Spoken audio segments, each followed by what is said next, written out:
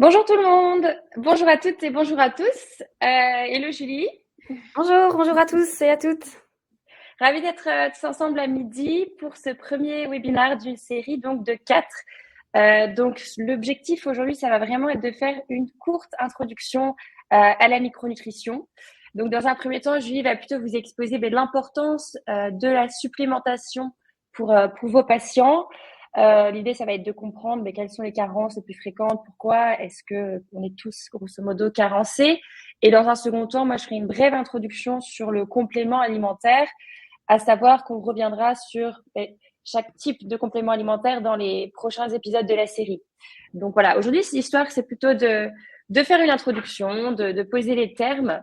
N'hésitez pas à poser vos questions tout au long de la présentation d'ailleurs du webinaire. Donc, comme vous connaissez peut-être déjà tous le fonctionnement de Livestorm, vous pouvez envoyer vos messages dans le chat et poser vos questions dans la rubrique questions. Je pense qu'aujourd'hui, on sera ensemble, peut-être pas pour une heure entière, mais sans doute une quarantaine de minutes. Donc, il y aura du temps pour les questions si vous en avez à la fin. Et donc, voilà, on va pouvoir commencer. Je te laisse la parole, Julie, et puis je reviens juste après. Hop là. Alors, la micronutrition, qu'est-ce que c'est? Elle a pour but tout simplement d'étudier l'impact des micronutriments sur la santé et de rechercher les moyens d'optimiser le statut micronutritionnel d'un patient. Donc, elle va agir de manière préventive, mais aussi elle va agir de manière curative, en traitant non pas les symptômes et leurs conséquences, mais plutôt la cause. Donc, par exemple, imaginons une personne qui souffre régulièrement de fatigue et de maux de tête. On va éviter de soigner uniquement les conséquences, mais on va aller plus loin que ça. On va aller voir vraiment ce qui provoque ces symptômes et du coup aller à la cause. La micronutrition aussi, c'est une discipline qui approche les patients de manière globale, mais aussi de manière holistique. Donc, qu'est-ce que j'entends par là? Globale, elle va combiner l'alimentation avec du rééquilibrage alimentaire, avec une activité physique aussi, et puis évidemment une supplémentation ponctuelle. Et alors holistique, car elle prend en compte évidemment l'ensemble des éléments régulateurs du corps et ainsi que le terrain. Donc, le terrain, c'est tout ce qui est microbiote intestinal, les prédispositions génétiques et autres. Alors, mais à quoi sert la micronutrition? C'est pour tout simplement optimiser l'état de santé du patient, mais aussi agir en prévention afin d'évidemment réduire les facteurs de risque de maladie.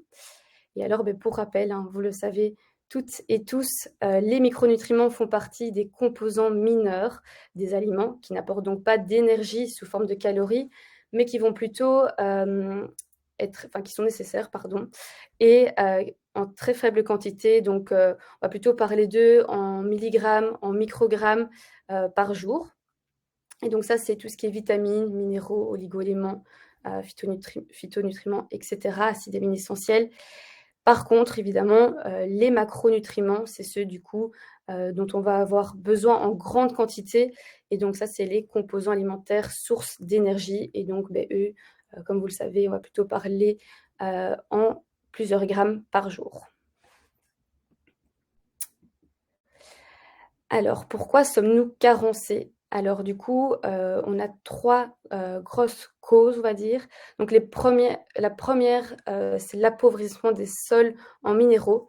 Donc déjà dû à l'agriculture intensive et puis aussi, l'utilisation des plantes hybrides. Donc c'est vrai qu'elles ont un certain avantage au niveau commercial, pour leur conservation, leur aspect, leur croissance, etc. Mais du coup, cela va aussi avoir un impact négatif sur la teneur en minéraux.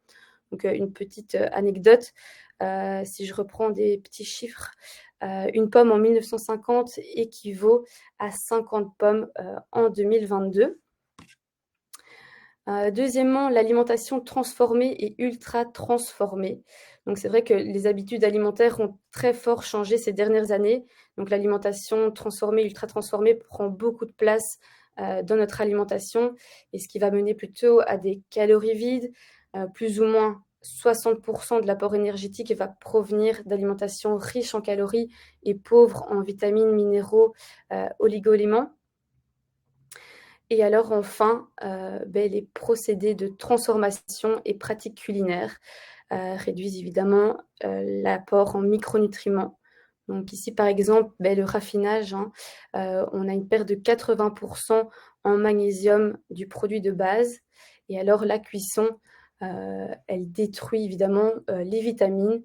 À titre d'exemple, la vitamine C qui est détruite à partir de 60 degrés.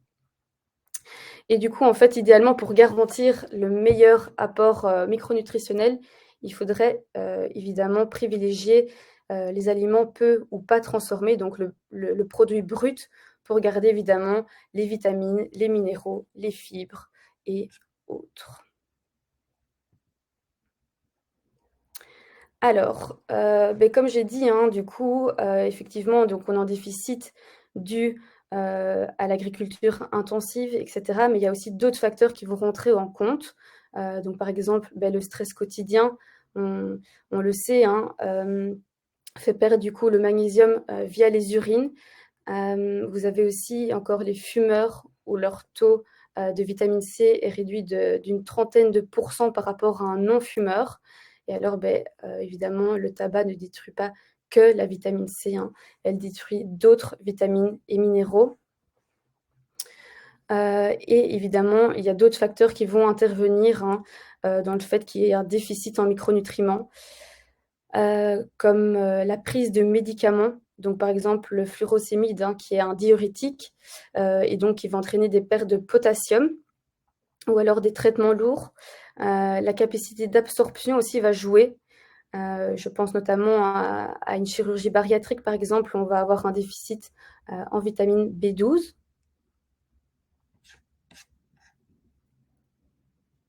Alors, qui sont les personnes les plus à risque de carence, évidemment, en micronutriments? Ce sont tout simplement les sportifs qui, eux, vont perdre du coup beaucoup d'énergie et aussi donc des vitamines et des minéraux par la transpiration.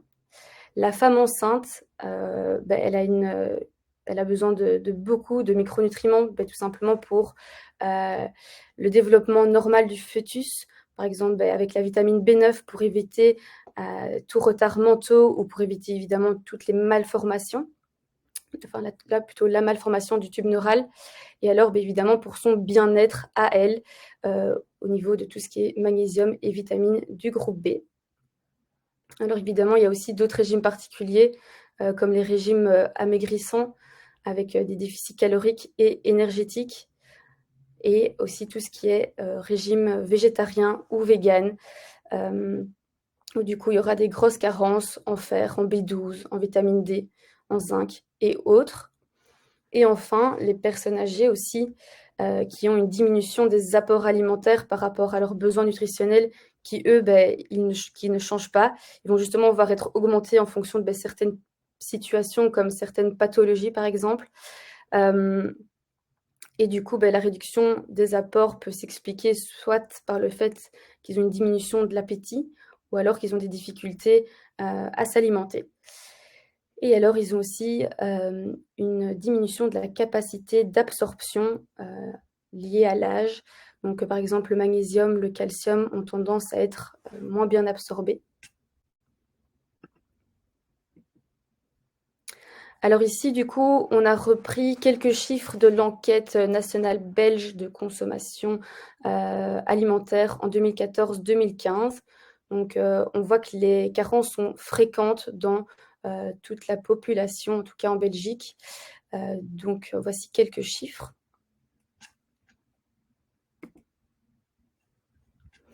Alors ici, ce que je voulais vraiment qu'on retienne sur cette slide, c'est que les compléments alimentaires ont pour but d'agir au niveau de la prévention, mais aussi au niveau du bien-être quotidien. Donc les compléments alimentaires peuvent aider à maintenir des capacités avec l'âge, que ce soit au niveau physique et au niveau mental. Peuvent également diminuer le risque de certaines pathologies, comme on voit au niveau de l'hypercholestérolémie, donc plus ou moins 30% des personnes entre 45 et 65 ans ont une hypercholestérolémie. Et en fait, la prise d'oméga 3 et de phytostérol et autres pourrait évidemment diminuer ce facteur de risque de maladie cardiovasculaire. Et alors, évidemment, les compléments alimentaires, la micronutrition, c'est aussi un puissant levier de prévention face à certaines pathologies, notamment du coup à l'ostéoporose, qui est présente chez plus de 39% chez les femmes âgées de plus de 65 ans. Et donc, ces facteurs seraient diminués en prenant quotidiennement du zinc, du calcium et du magnésium. Alors, en résumé, pourquoi se supplémenter? Donc, en premier lieu, comme j'ai dit, parce que du coup, l'alimentation évolue. On consomme énormément de produits transformés et ultra transformés et moins de bruts. Que l'homme surutilise certains micronutriments, comme le magnésium, on en a parlé, la vitamine C, les antioxydants aussi liés à la pollution. Certaines personnes sont plus à risque de carence, on en a parlé récemment, le sportif, la personne âgée, la femme enceinte et autres. Et alors, en 4, oui, une approche préventive pour maintenir une santé optimale sur le long terme.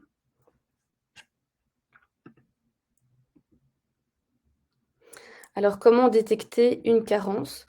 Il y a des signes qui sont assez visibles, notamment tout ce qui est fatigue, vertige, pâleur, l'affaiblissement, certaines crampes.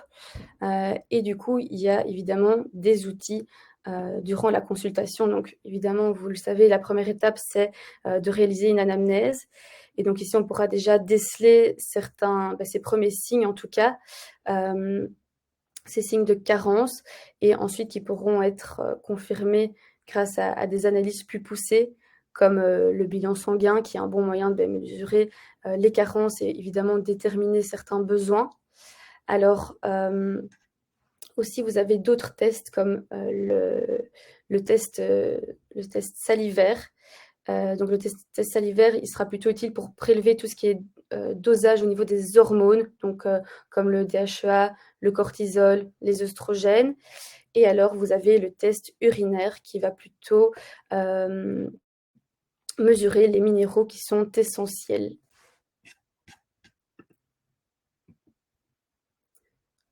Donc voilà, je vais laisser parole. Ouais. Merci Julie.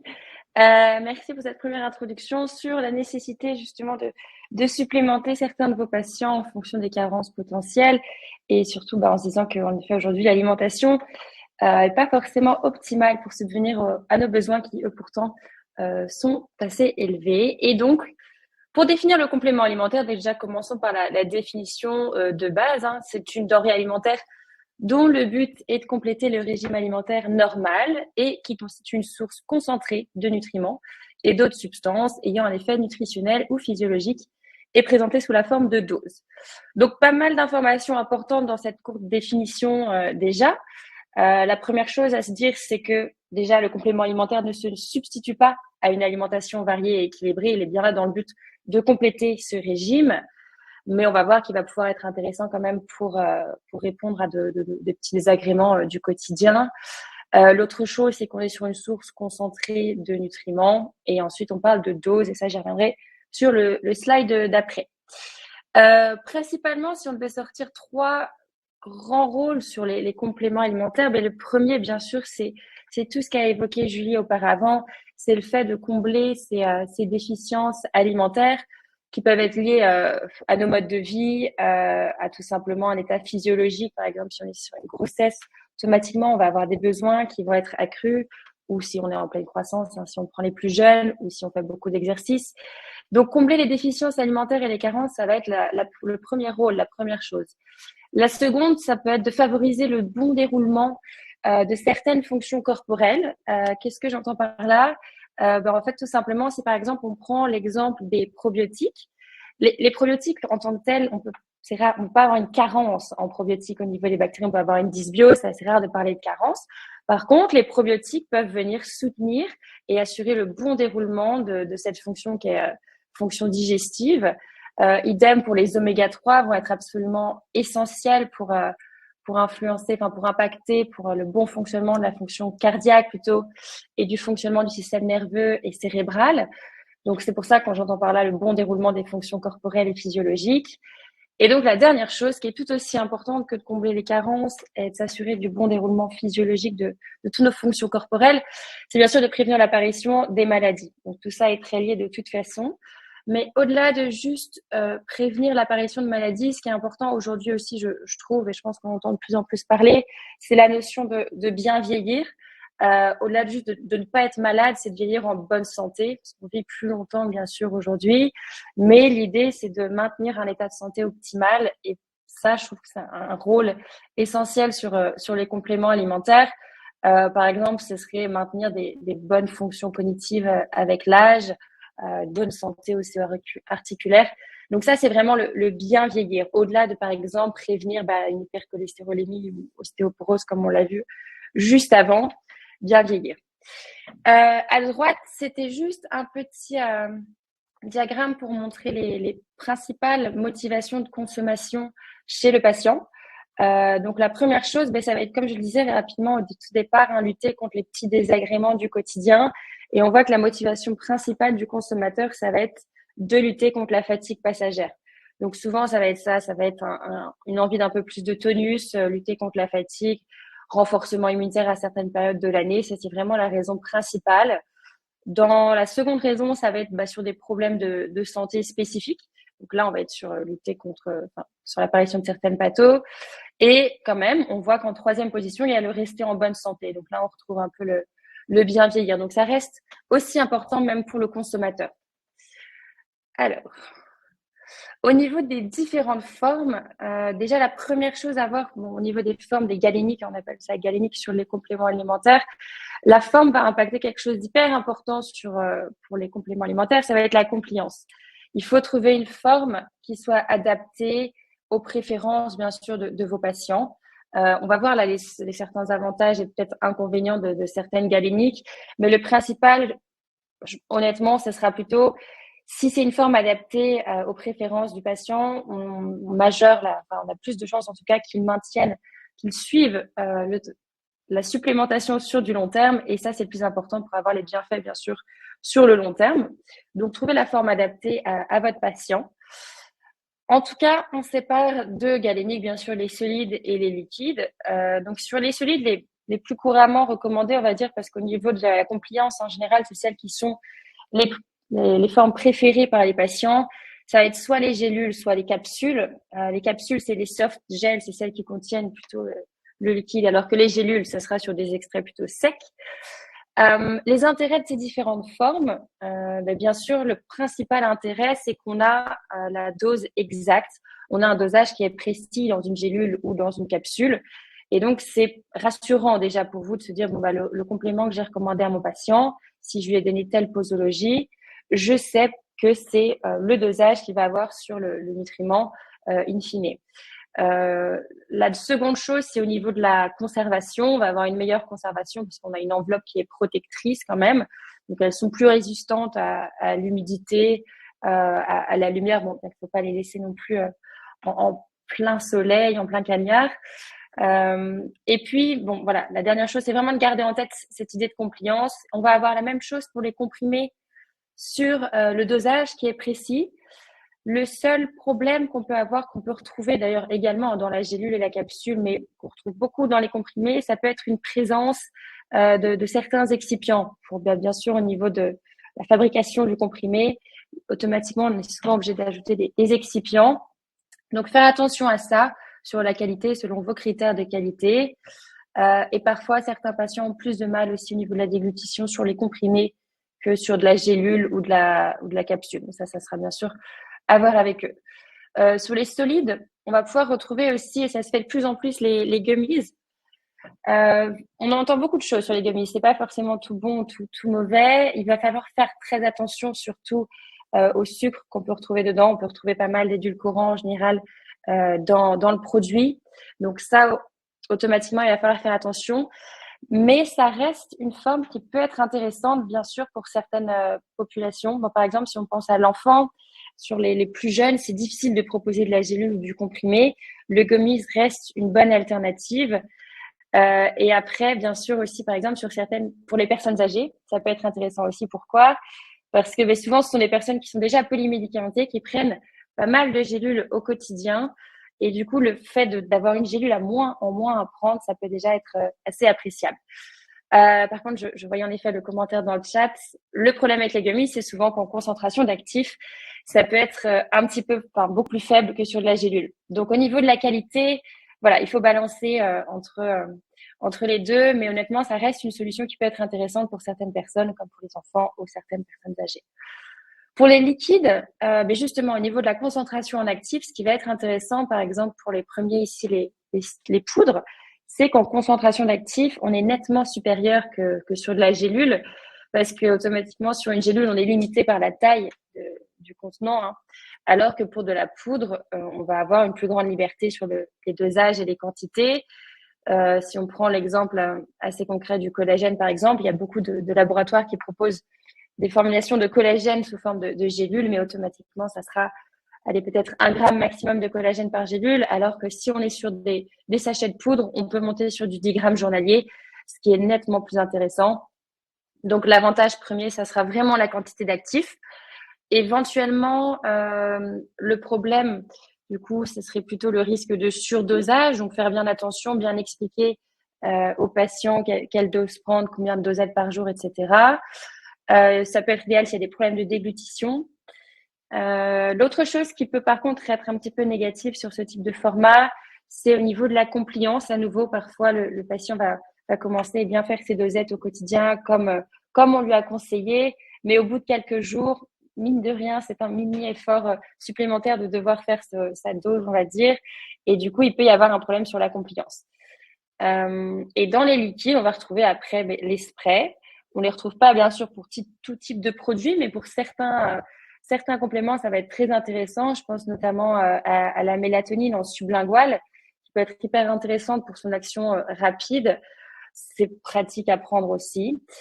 En liquide, on va retrouver les sirops, qui peuvent être intéressants, mais attention, bien sûr, comme pour les gummies, au sucre. Et les ampoules peuvent être intéressantes aussi parce que, par exemple, si on est sur de la phyto, ou pas forcément, mais sur de la phyto, on peut avoir des concentrations toujours en actifs qui sont nettement supérieures dans une ampoule. Donc voilà, il va falloir trouver un juste milieu, une bonne balance entre les dosages, le côté pratique pour ne pas impacter la compliance et certains parfois excipients ou autres qui peuvent être ajoutés au produit pour les galéniques. Troisième chose que je voulais aborder avant de passer aux différents actifs en micronutrition, c'est très rapidement la chronobiologie. Donc la chronobiologie, c'est quoi? C'est l'optimisation des apports alimentaires, nutritionnels, micronutritionnels et fonctionnels fondés sur les connaissances des rythmes biologiques dans l'organisme. Donc c'est ce qu'on appelle l'étude des biorhythmes. En alimentation, c'est ce qu'on fait quand on fait de la chrononutrition. C'est la même chose, c'est les régimes alimentaires qui sont fondés sur la chronobiologie. Pour la supplémentation, ça va également être très important. Pourquoi? Parce que l'organisme a des besoins spécifiques sur certains moments de la journée. Reprenons l'exemple très naturel ici de la mélatonine, par exemple, qu'on voit sur la prise du soir. Ça ne viendrait pas à l'esprit de recommander de la mélatonine le matin à un patient. Le matin, par contre, on pourrait recommander de la tyrosine qui va booster, on va dire, la synthèse de dopamine, qui va booster l'énergie sur la journée. Le magnésium, souvent, on le scinde sur plusieurs prises de la journée, mais une première prise le matin est toujours intéressante. Donc voilà, on va pas rentrer c'est une liste non exhaustive ici, parce qu'on va pas rentrer sur tous les compléments alimentaires, mais c'est quelque chose auquel il faut veiller en tout cas. La plupart des laboratoires vont vous donner de toute façon des conseils plutôt précis quant à quand est-ce qu'il faut le prendre, mais aussi quand. Donc c'est pour ça qu'à droite on voit et aussi à jeun pendant le repas, juste après. Ça c'est quelque chose qu'il va falloir prendre en compte aussi. Sur les indispensables, par exemple, si on est sur les vitamines, on recommande en général pour les vitamines liposolubles de les prendre plutôt pendant le repas parce qu'on va avoir une meilleure assimilation. Sinon, en termes de moment de la journée, il y a souvent différents avis qui vont converger. Le matin, ça peut être intéressant parce que de toute façon, elles sont liposolubles, donc elles vont venir se stocker dans le tissu adipeux, et du coup, elles vont pouvoir après être libérées tout au long de la journée selon le besoin de l'organisme. Alors que si on prend par exemple les vitamines qui vont être hydrosolubles, elles se stockent beaucoup moins et du coup, ça peut être intéressant de les répartir tout au long de la journée. Bien si par exemple on prend les vitamines du groupe B, c'est toujours intéressant de les apporter le matin aussi pour avoir un impact direct, bien sûr, sur l'organisme. Qu'est-ce que je voulais dire encore ici? Au niveau de quand prendre et comment prendre, souvent on a la question, mais on y reviendra plus tard quand on discutera des probiotiques. Est-ce qu'il faut prendre les probiotiques à jeun ou non? Là, il y a gros débat en général. Les probiotiques, bon, le débat fait rage. Pourquoi? Parce qu'en soi, si on prend les probiotiques sur un estomac vide, on se dit que les micro-organismes risquent de ne pas parvenir jusqu'à l'intestin. Or, si on les prend juste après le repas ou pendant le repas, ils risquent de rester bloqués trop longtemps dans le bol alimentaire en soi et du coup d'être également un peu attaqués et succomber à l'acide gastrique. Donc c'est pour ça qu'en général, on va recommander de les prendre avec une petite collation juste avant ou juste après. Honnêtement, aujourd'hui, la plupart des probiotiques vont aussi avoir une encapsulation qui fait qu'ils sont protégés de l'acidité gastrique, des sucs gastriques. Donc normalement, il n'y a pas trop de soucis au niveau de leur bonne arrivée au bon endroit au niveau de l'intestin. Mais c'est toutes des choses auxquelles il faut faire attention. Par exemple, si vous recommandez aussi du charbon actif à un patient, vous n'allez pas recommander la prise de différents compléments alimentaires à côté parce que le charbon actif peut avoir la faculté tout simplement d'absorber certains nombres de substances environnantes. Donc voilà, c'est des choses auxquelles il faut veiller. C'est des choses qui en général sont transmises par les laboratoires.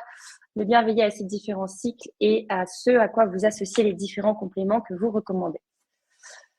Pour passer sur les actifs, donc, comme je le disais au tout départ, de toute façon, là, on va scinder en 3. On va passer dans un premier temps sur les micronutes, comme on les considère, donc les vitamines, les minéraux, les oligo-éléments, puis les plantes, puis les probiotiques, mais on aura un webinaire dédié à chacune de ces grandes familles. Donc là, c'est juste une première introduction, on va dire, aux grandes familles. On va vraiment passer sur des choses qu'à mon avis, vous connaissez déjà. Les micronutriments, donc les types de produits, les vitamines, les minéraux, les oligo-éléments. Les micronutriments Julie le disait tout à l'heure, ce sont des composés qui sont non énergétiques, apportés en très petite dose dans l'alimentation. Il n'en reste pas moins indispensables. Ils vont avoir des fonctions qui sont absolument essentielles et en plus, pour la plupart, ils ne sont pas synthétisés par l'organisme. Donc, c'est pour ça qu'il faut absolument en avoir un apport par l'assiette ou une supplémentation adaptée. Pour les vitamines, on les connaît, ce sont des molécules qui sont absolument essentielles. On en a 13. On va en avoir 4 qui sont liposolubles, c'est les A, D, E et K. Et ensuite, on va avoir les vitamines qui sont hydrosolubles. Ici, elles ne sont pas synthétisables par l'organisme, donc il faut les apporter. Bon, si ce n'est, l'homme peut synthétiser un petit peu de vitamine D, partiellement au niveau de la peau via l'exposition aux rayons UVB du soleil, mais on sait très bien que c'est pas du tout suffisant. Donc, il y a plus de 300 fonctions dans l'organisme, des fonctions qui sont absolument vitales, bien sûr. Et ensuite, on va avoir donc les éléments minéraux. Donc, on sépare les macro-éléments, qu'on appelle souvent par abus de langage justement les minéraux, des oligo-éléments qui sont, eux, présents vraiment à l'état de trace, qui n'en reste pas moins indispensable. Donc, pour les minéraux, on les connaît, on a les 7 principaux. L'organisme exige des apports qui sont supérieurs à 100 mg par jour. C'est grosso modo 4% du poids corporel. Leur rôle principal, en général, c'est plutôt des coenzymes, donc qui sont essentiels pour le bon déroulement de toutes les fonctions physiologiques de l'organisme. Et les oligo-éléments, eux, c'est vraiment état de trace. C'est moins de 15 grammes de la masse corporelle totale. Et ici, ils sont en général constitutifs de certains tissus. Après, ils sont également essentiels dans l'activité de certaines enzymes, précurseurs aussi de certaines hormones, donc il n'en reste pas moins indispensables. Donc ça, c'est les 3, on parle souvent de VMO, mais en micronutrition, on considère aussi qu'on va avoir les autres, qui sont considérés comme des micronutriments essentiels. Les acides gras polyinsaturés, et ici on entend principalement par là les oméga 3, qui ont un rôle indispensable. C'est principalement, eux, ils ont un rôle structurel au niveau de la membrane des cellules, donc automatiquement, c'est absolument indispensable. Je ne parle pas non plus de l'intérêt qu'ils vont avoir au niveau de la sphère cardiovasculaire ou du bon fonctionnement du système nerveux et du cerveau. Donc, les acides gras polyinsaturés, c'est la première chose. On va avoir les acides aminés qui sont essentiels aussi, mais pas tous. On va avoir on en a une vingtaine d'acides aminés. Après, il y en a 8 qui sont absolument essentiels, qui ne peuvent pas être synthétisés par l'homme, d'où l'importance d'en apporter via l'assiette ou la supplémentation. Et puis, ils ont des rôles, principalement, c'est les composants des protéines, donc c'est indispensable. Mais après, ils sont aussi certains précurseurs d'hormones également.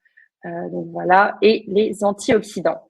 Donc les antioxydants, pourquoi? Parce que, comme l'expliquait bien Julie au tout départ, parce qu'on a un organisme, nos organismes sont constamment, on va dire, à l'attaque, attaqués par des radicaux libres, que ce soit par le stress environnant de l'environnement, des polluants ou le stress même au niveau du système nerveux.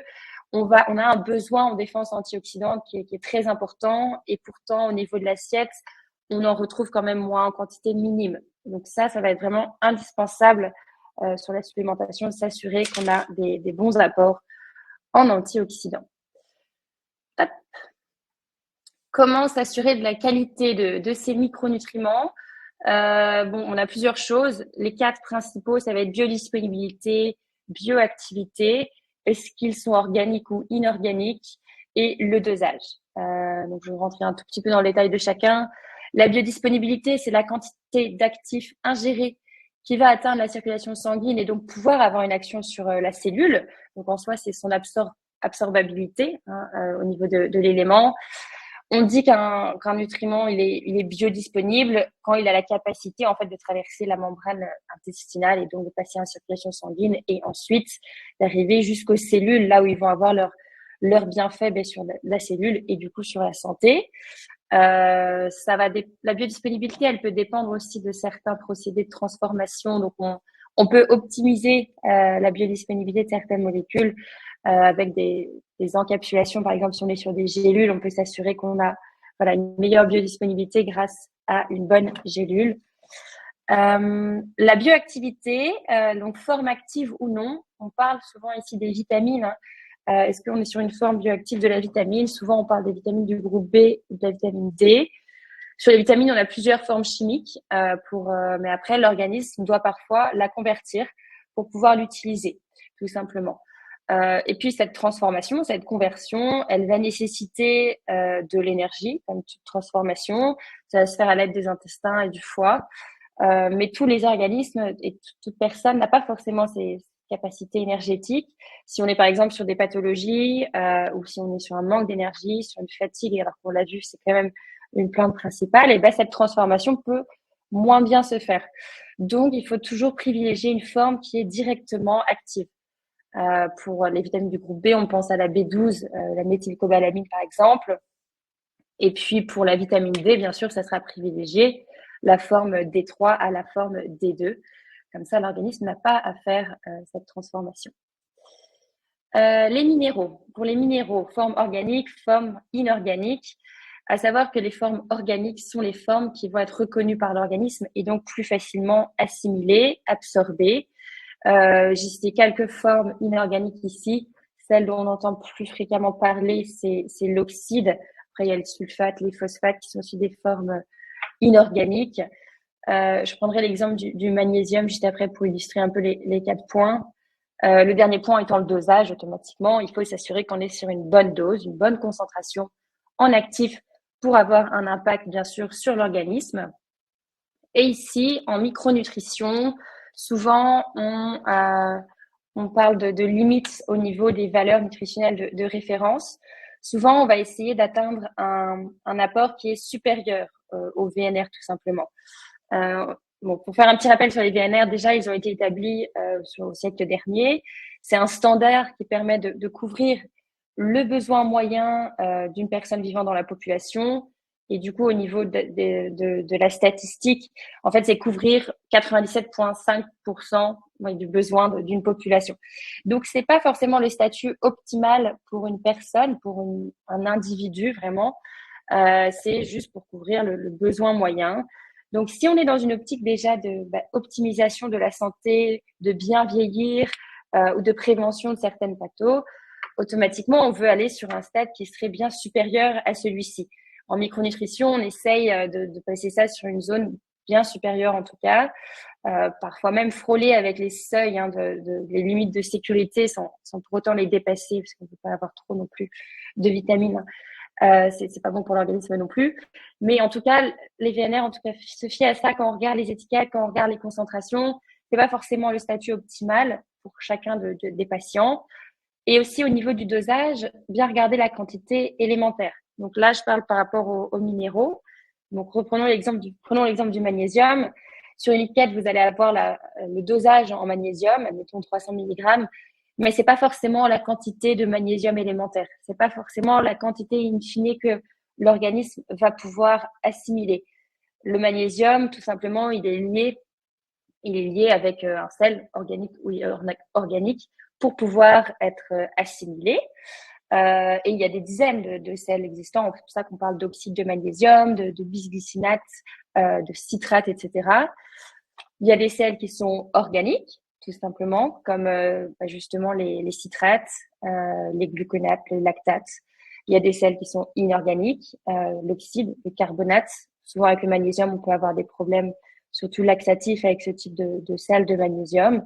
Et après, ce qui a été conçu aussi, c'est des sels qui sont c'est des complexes organiques, comme le bisglycinate, où là, pour le coup, c'est en général celui qu'on va vraiment recommander et vraiment privilégier. Quand on essaie de sélectionner un sel de magnésium pour avoir surtout une efficacité rapide, parce qu'on a une meilleure biodisponibilité, donc on a une assimilation qui est plus rapide, le bisglycinate sera à privilégier. Et en plus, vous avez une bonne concentration en magnésium élémentaire. Alors, vous avez certains sels de magnésium qui sont qui ont une petite quantité de magnésium élémentaire. Donc, j'espère que c'était assez clair sur ces 4 points. De toute façon, on pourra y revenir lorsqu'on parlera des vitamines, des minéraux et des oligo-éléments lors du prochain webinaire. Les probiotiques, seconde famille de compléments qui vont très souvent être recommandés aujourd'hui, tout simplement parce qu'on se rend de plus en plus compte que le microbiote intestinal se retrouve à peu près au cœur de toutes les problématiques santé et même pas de la santé en règle générale de toute façon. Dans la famille des biotiques, on retrouve les pré, les pro, les post-biotiques. Les probiotiques en tant que tels, ce sont les micro-organismes vivants qui, ingérés en quantité suffisante, adéquate, vont vraiment apporter un bénéfice au fonctionnement de l'organisme. Avant cela, on retrouve les prébiotiques. De façon familière pour le dire, c'est la nourriture des bactéries intestinales. C'est des substances qui sont pas digérées, nous, lors de notre digestion, tout simplement des substances non digestibles, principalement des fibres, qui servent de substrat aux bactéries.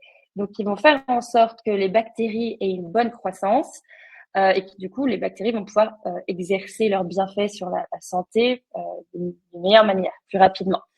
Si on associe les pré et les probiotiques, on a les symbiotiques. En général, on essaye de privilégier justement les symbiotiques, meilleure efficacité parce que, je viens de le dire, on propose les bactéries associées à leur substrat énergétique. Donc, il y a un meilleur développement. En plus de ça, quand les bactéries vont venir digérer ces fibres, elles vont en général produire d'autres composés qui vont être bénéfiques pour la santé. Principalement, on entend souvent parler du butyrate, qui est la source d'énergie des cellules de l'intestin. Et donc ça va être hyper intéressant aussi. Donc c'est pour ça qu'associer les deux, c'est toujours intéressant. Et après, on a les post-biotiques. Donc les post-biotiques, c'est des micro-organismes qui sont inanimés, eux, et ou leurs composants. Leurs composants, c'est quoi? C'est ce qu'on vient de dire ici, le butyrate par exemple, les acides gras à chaîne courte qui peuvent être créés lors de la décomposition des fibres. Et le postbiotique peut être hyper intéressant aussi pour venir prendre soin de la flore intestinale. Donc voilà pour les 3 grandes familles, on va dire. Au niveau de la qualité, quand on choisit un probiotique, mais on y reviendra vraiment plus dans le détail lors du prochain webinaire, il faut toujours s'assurer qu'on ait une bonne diversité au niveau des souches parce que le microbiote intestinal de chaque personne va être vraiment unique. Donc, c'est toujours mieux d'avoir une bonne diversité pour s'assurer qu'on va venir rééquilibrer de manière optimale le microbiote intestinal du patient que vous avez en face de vous. Après, il y a certaines souches qui ont démontré leur bienfait pour telle ou telle indication, telle ou telle problématique. Dans ce cas, vous pouvez la sélectionner. Mais sinon, si on est là dans l'objectif d'un rééquilibrage général de la flore, la diversité est clé et la concentration en ferment Donc, c'est le nombre de bactéries que vous allez proposer aux patients, tout simplement, dans chacune des gélules. Donc, c'est les deux choses principales. Et aussi, donc, on en parlait tout à l'heure, l'encapsulation, qui va être importante aussi pour s'assurer qu'ils sont délivrés au bon endroit. Pour les rôles, donc plusieurs rôles bon, ici, c'est les rôles plutôt du microbiote intestinal plutôt que juste des probiotiques. Ça va être principalement de barrière, de défense, mais nous, ce qui va nous intéresser en micronutrition, c'est plutôt le rôle métabolique, favoriser déjà la digestion, mais aussi participer à la synthèse de certains métabolites, comme les acides gras à chaîne courte, donc on parlait du butyrate, mais aussi certaines vitamines, par exemple la B12 ou vitamine B8. Donc ça va être, c'est un rôle indispensable du microbiote intestinal. Et donc voilà, c'est pas, quand on propose des probiotiques, c'est pas seulement se dire je vais améliorer la digestion du patient, c'est qu'on sait que c'est vraiment au cœur d'un certain nombre d'axes de santé, on va dire, du patient, et notamment cette fonction métabolique au niveau de la synthèse de certaines vitamines. Et la dernière chose aussi, j'avais oublié, hyper important, si on prend soin de la flore intestinale, donc si on apporte des probiotiques pour rééquilibrer le microbiote intestinal de son patient, il faut se dire que la totalité des substances qui sont ingérées circulent via le tube digestif, de la bouche jusqu'à l'anus, et un certain nombre de substances sont absorbées à différents endroits, mais principalement pour les compléments alimentaires, on va en avoir un certain nombre qui sont assimilés au niveau de l'intestin. Donc, si vous avez une barrière intestinale qui est en bonne santé, un bon équilibre, vous allez avoir une meilleure absorption des actifs aussi. Vous allez avoir moins d'inflammation. L'inflammation aussi peut impacter après un certain nombre de choses. Donc, tout ça, ça va être très important aussi, tout simplement. Les plantes, dernière chose. Donc, il y a différents types de produits. Quand on parle de plantes, vous avez la phytothérapie. Donc, c'est la principale qu'on étudiera à nous lors du prochain webinaire. C'est une médecine traditionnelle qui va utiliser les principes actifs des plantes pour des fins thérapeutiques. En général, tout simplement, on va les mettre sous forme de gélules. Donc, on va avoir des extraits qui peuvent être concentrés sous forme de gélules. On va aussi retrouver des sirops ou même des gouttes. On va avoir la gémothérapie. C'est une branche de la phyto qui, elle, va utiliser les bourgeons ou les jeunes pousses des plantes. Donc, contrairement à la phyto où on utilise la plante entière et la plante adulte, ici, c'est vraiment l'embryon qu'on va faire macérer après pour avoir le produit final. L'aromathérapie qui utilise, elle, les substances aromatiques des plantes qui sont ensuite extraites par distillation. Et les EPS qui peuvent être intéressants aussi, les extraits fluides de plantes standardisées. Donc ça, c'est pour les grandes familles, disons. Alors, l'intérêt de la phyto, c'est que les plantes vont être très riches en phytonutriments. Donc, ce sont des micro-constituants non nutritifs d'origine végétale qui ont un certain nombre de bienfaits pour l'organisme. Les principaux qu'on retrouve, c'est souvent dont on entend parler en tout cas, c'est les polyphénols. C'est la grande famille, on va dire. Et puis leur intérêt, mais ça j'y reviendrai juste après, c'est plutôt leur pouvoir antioxydant, anti-inflammatoire aussi, mais surtout antioxydant. On a vu, l'organisme a toujours besoin de plus d'antioxydants pour se protéger, pour protéger les cellules et donc pour prévenir l'apparition de certaines pathos ou maintenir l'état de santé. On peut avoir aussi des phytoestrogènes qui peuvent être hyper intéressants pour certaines problématiques, par exemple la ménopause.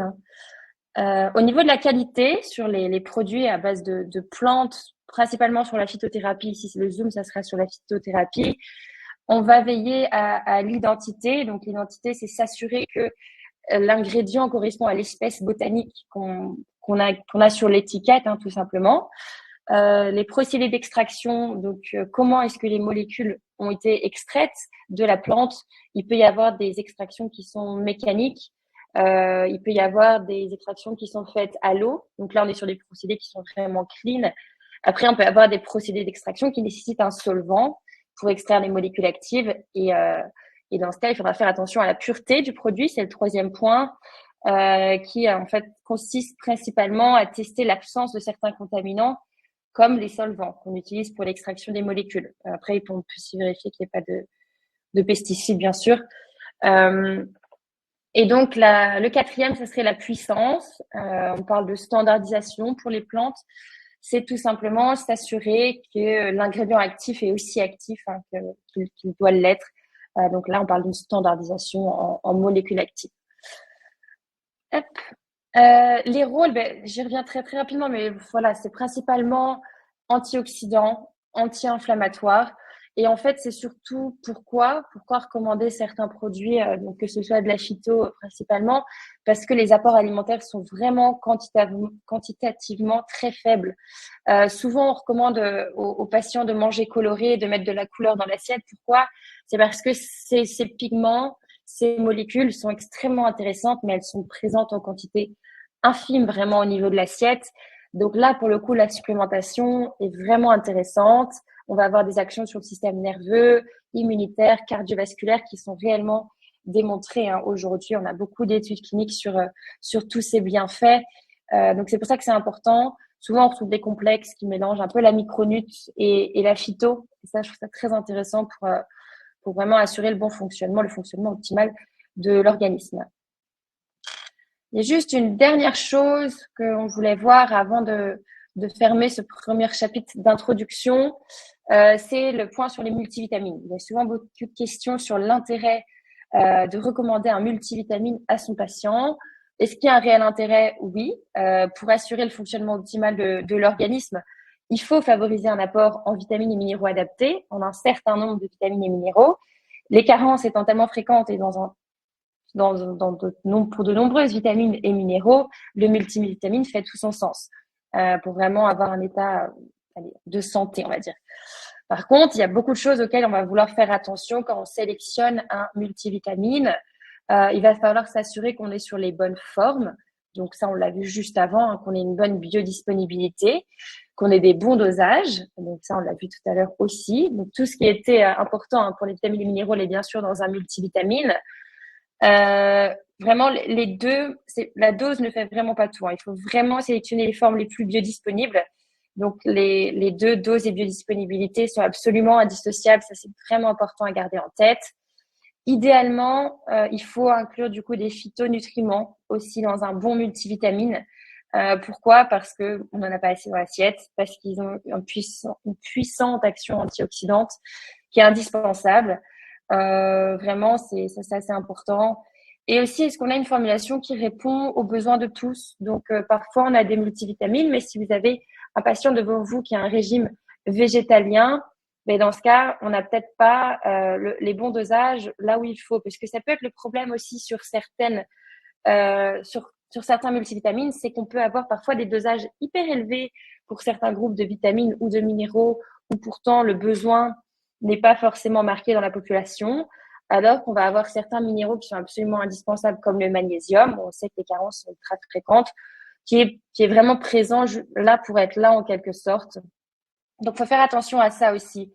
C'est bien d'avoir un multivitamine qui coche un peu toutes les cases, mais bon, parfois, mieux vaut aller sélectionner en unitaire le produit dont a besoin votre patient, parce que parfois, le problème du multivitamine, on est automatiquement limité par la taille d'une gélule. Donc, les dosages sont pas toujours optimaux. Et important aussi, très rare de trouver des multivitamines où on a nos acides gras polyinsaturés. Donc ça, c'est quasi indispensable de venir supplémenter de toute façon avec des oméga 3 à côté.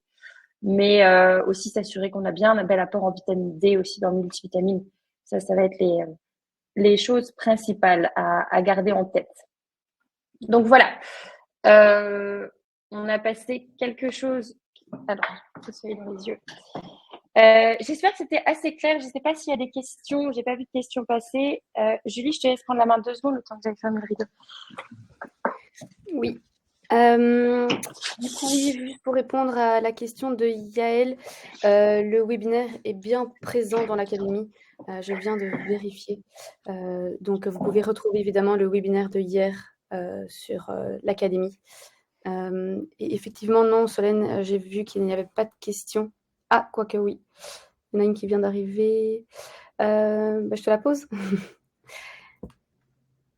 Oui, vas-y. La complémentation en B12 de la part du diététicien n'est-il pas un peu limite vu que c'est plutôt le rôle du médecin en fonction de son bilan bio? Pareillement pour la vitamine D avec les risques d'excès. Au niveau du bilan biologique, bien sûr, idéalement, il faudrait avoir un bilan biologique de tous les patients. Ça, ce serait vraiment la chose idéale. On sait qu'aujourd'hui, c'est vraiment très peu le cas. Pour la vitamine D, on sait vraiment que les apports sont vraiment trop faibles. Surtout ici, on arrive en période hivernale. On peut supplémenter en vitamine D, mais après, bien sûr, attention au dosage. Elle est liposoluble, elle va automatiquement venir se stocker. Donc, nous, on recommandera jamais, de toute façon, et puis en général, ça, c'est que le médecin qui le font, les méga dosages sous forme d'ampoules à prendre de façon mensuelle ou trimestrielle, ou chaque trimestre. Nous, on serait plutôt parti sur une supplémentation à 1000 UI sur une dose journalière qui honnêtement représente le besoin de la plupart de la population. Idéalement, bien sûr, oui, il faudrait avoir un bilan. Et puis pour la B12, c'est vrai que de toute façon, la plupart des multivitamines ne contiennent pas forcément de B12, en tout cas pas à 100% des apports de référence. Mais donc voilà, idéalement, oui, il faudrait, mais honnêtement, la B12, elle est hydrosoluble aussi, donc le risque d'excès est quand même beaucoup, beaucoup plus faible que sur des vitamines qui sont liposolubles. Je ne sais pas si vous avez beaucoup de médecins qui font les bilans biologiques de votre côté. Ok, merci pour la réponse, Solène. Et alors, juste une petite question, mais auquel on peut y répondre facilement. Est-ce que SimplyCure, vous sélectionnez toujours les meilleures formes biodisponibles ou pas? Alors sur SimplyCure, aujourd'hui, comme vous l'aviez peut-être déjà vu, on a ajouté un certain nombre de laboratoires. Donc il y a toujours une présélection pour savoir quel laboratoire a sa place sur la plateforme ou non. Après, il y a certaines formes qui, dans certains produits, vont être moins biodisponibles que d'autres. Par contre, nous, on met un accent sur la transparence. On va toujours vous indiquer très précisément sur la fiche produit quelle forme est utilisée dans le produit. Et donc, après, vous pouvez déterminer si c'est un produit que vous souhaitez recommander ou non. Donc, voilà.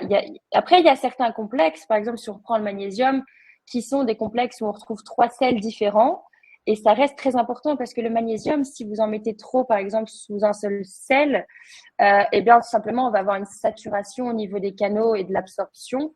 Donc, parfois, avoir un complément où vous avez 3 sels, peut-être certains qui ont une moins bonne biodisponibilité et d'autres qui en ont une très forte, ça reste une supplémentation qui est intéressante pour éviter la surcharge et pour maximiser l'assimilation. Chaque sel peut avoir aussi un bienfait. Il ne faut pas non plus incriminer certains peut-être on pourrait, mais la biodisponibilité est essentielle principalement pour avoir une action qui est rapide et avoir un dosage optimal rapidement au niveau de la cellule et du coup des bienfaits santé.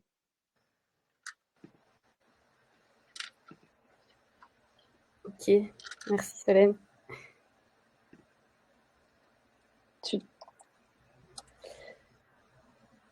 Ok. Du coup, je ne sais pas s'il y a encore éventuellement 2-3 questions. Vous pouvez les poser. Je lisais la question de Sandrine. Si le terrain de la personne est oxydé, on ne conseille pas de donner des acides gras polyinsaturés. Qu'en pensez-vous? Je ne comprends pas la question en fait. Si le terrain de la personne est oxydé, moi j'aurais tendance à recommander les acides gras polyinsaturés, quel que soit le terrain de la personne. Après, je peux vérifier également. Hop.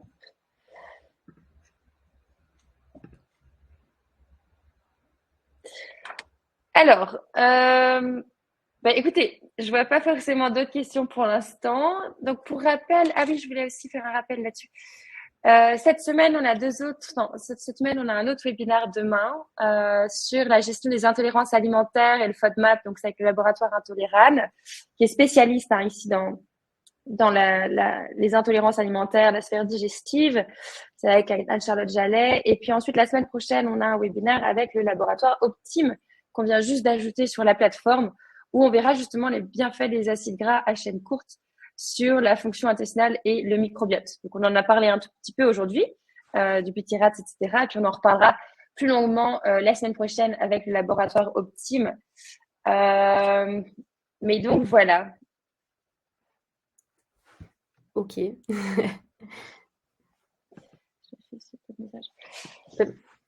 On clôture. Mais oui, parce que moi, après, vous pouvez toujours envoyer vos questions et puis de toute façon, on vous répondra après. Ok, du coup, merci à tous. Merci à toi, Solène, pour le webinaire. Je vous souhaite à tous une belle après-midi et à bientôt et surtout à la semaine prochaine pour la suite de la série du webinaire. Bon après-midi à tout le monde. Au revoir.